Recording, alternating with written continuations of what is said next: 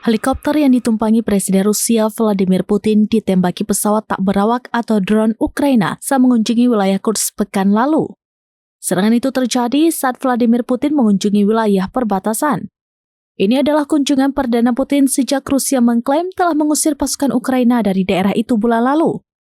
Helikopter Putin berada di epicentrum serangan pesawat tak berawak Ukraina. Sejumlah drone Ukraina dilaporkan menyasar helikopter itu dalam skala besar pada kunjungan 20 Mei 2025 itu.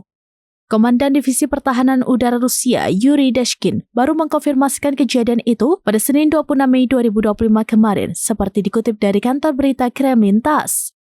Kementerian Pertahanan Rusia klaim terpaksa menembak jatuh puluhan drone itu.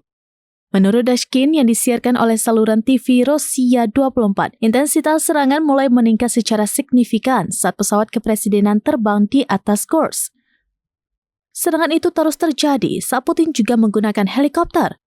Ia mengatakan sistem pertahanan udara Rusia juga melibatkan pesawat tak berawak untuk memastikan keselamatan helikopter kepresidenan.